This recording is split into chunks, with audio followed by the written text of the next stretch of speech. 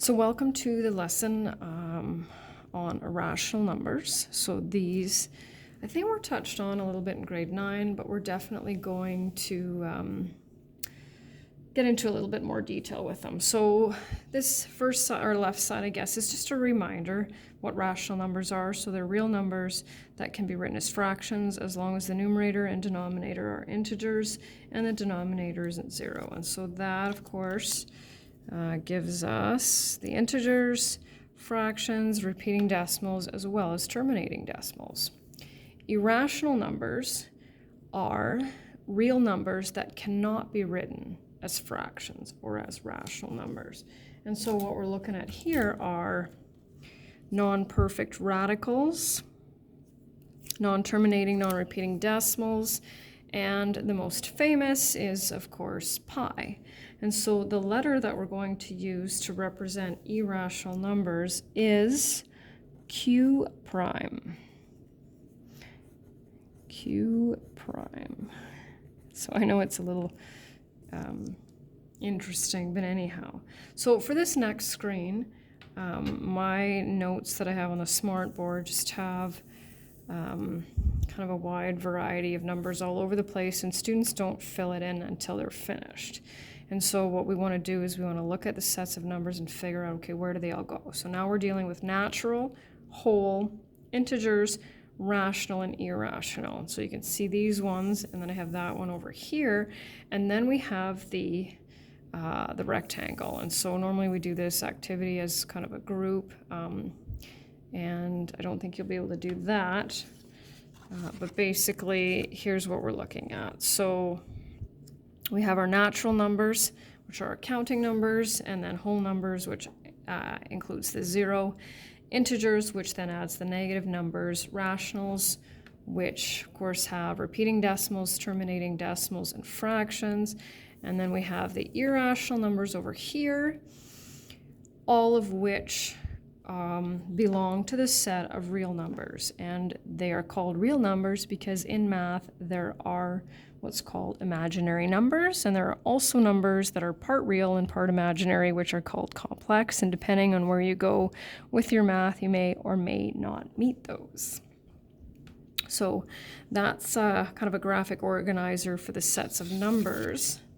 And so we're just going to move on to this part here. And so are they rational or irrational? That's what we want to take a look at. So can they be written as fractions or not? That's basically what we're looking at, and 3 definitely can, right? So Q. Pi is our most famous irrational number, right? Square root of 4 is 2, so that's rational.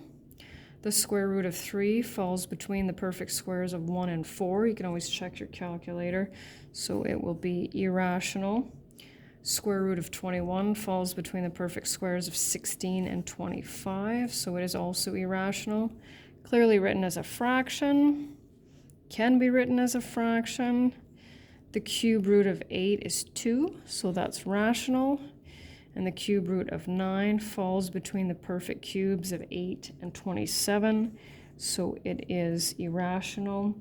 And the cube root of negative 125 is negative 5, which makes that rational. So now we want to use our calculator, and this can help us when we're simplifying these. And so we want to write the value of each radical to 2 decimal places. So we'll type in the cube root of 123, and rounding to 2 decimal places means we look at the third number. If that's a 5 or a higher, we bump the previous one.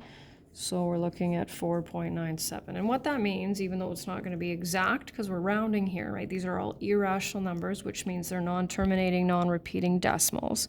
But if we take 4.97 and cube it, right, we get close to 123. Why not? Because we've rounded it, right? So my calculator says 122.763473, obviously getting close.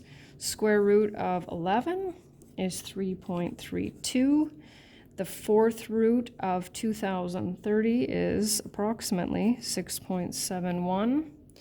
And 3 subtract root 5.76. Root 7 plus root 2. and 2 plus the square root of 13. So you'll see a lot of these in pre-calculus 20. So we're just gonna making sure that we can give the approximate value with our calculator. And the last concept for the day, you can see your quiz content on the bottom. It says, place the following numbers on a number line. And so this is something that we worked on in grade 9. Most students, myself included, prefer to convert them to decimals. So by all means do that. Just make sure when you're identifying them that you give me the original form.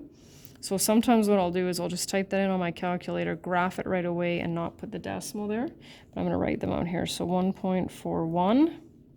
And so we'll put that. So it's important, right, to put it obviously as accurately as possible. Shaded circles on the number line, and then identify it. Whether you identify it above the number line or below, that doesn't matter to me. That's where we put it. The cube root of negative 12 is negative 2.29. This usually goes over very well. The only thing that happens sometimes is students will graph negative versions of positive numbers that I want, or vice versa, so just watch out for that. So notice, oh look what I did screw that up too. Let's see, no, I'm gonna go back and fix that. Root 2 is what I want there. And then, so negative, this time I'm gonna write the cube root, right? And the 3 has to go in there, it can't go to the left. But we'll look at that, we'll practice more with that as well. The next one is negative 1/4. So that'll be negative 0.25, right halfway between 0 and negative 1/2. Negative 1/4 is its original form. 4th root of 20 is 2.11. So approximately right there, I'm gonna guess. 4th root of 20. And the cube root of 14, 2.41, so still on this side, right? Just gonna go like that, and the cube root of 14. So you can see your quiz content here. It says circle the letters that apply to the given number. Those are your options. And then we have write an approximate value to 2 decimal places.